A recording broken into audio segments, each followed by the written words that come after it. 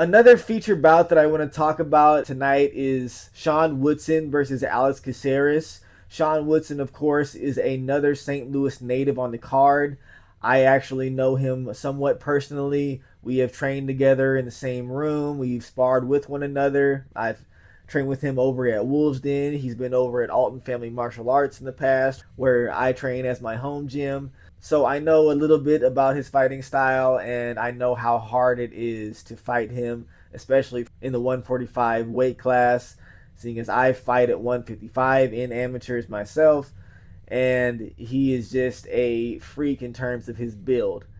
On the other hand, Alex Caceres has been in the UFC for a very long time. He has a lot of fights, and he has a good amount of name recognition, so this is a very big opportunity for Sean Woodson.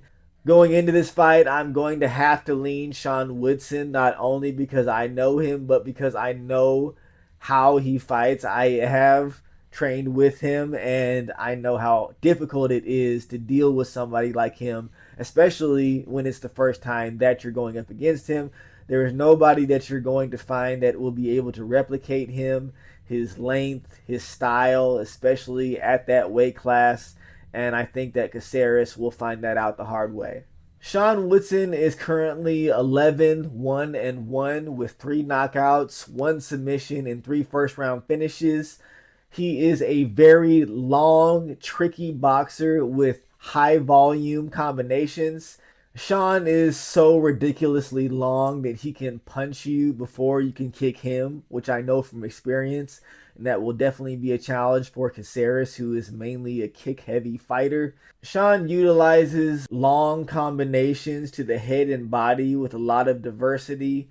He has a brutal one-shot knockout via flying knee that he got over Terrence McKinney back in his stint in the Dana White Contender Series for one of the best knockouts on the Contender Series.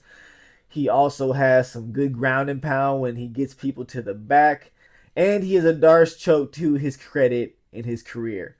Coming into this fight, Sean is on a 2-fight win streak, and this is his first fight with the UFC in his hometown. So I know that he will be highly motivated to put on a big performance for his fans here in St. Louis. Alex Caceres is a veteran in the fight game with 21 wins and 14 losses for 35 fights overall at his young age.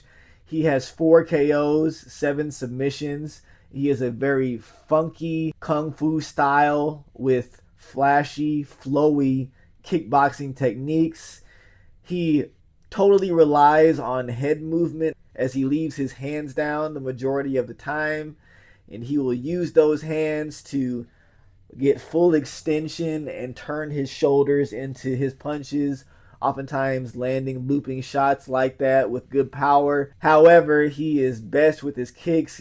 He has very good spinning techniques, very good jumping techniques, just very good at landing kicks to the head in general, and just very creative in the kickboxing range.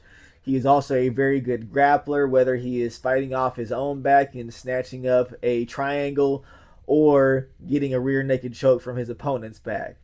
He is coming off of a 1-fight losing streak against Giga Chikadze, and he just has a lot of experience with big names, including Yair Rodriguez and Uriah Faber earlier on in his career. Keys to victory in this fight, I think that Sean needs to do what he is best at. He needs to stay in his opponent's face while staying long with those long boxing combinations. He is much more skilled in the boxing range. Caceres usually only puts about 2 shots together in that range of looping shots. Otherwise, Caceres is more of a kicker, and his kicking range is also Sean's punching range due to his long arms. Therefore, I think Sean will find the gap in that range much quicker. He will start to put together those long combinations and either find a TKO or a decision later on. On the other hand, Alex Caceres really needs to mind the distance at all times. He needs to make sure that he is not in punching range if he's not ready to attack. He needs to only engage when he sees openings to come in for a leg kick or come in for a body lock to try to get this fight to the ground where he can utilize that high level submission game.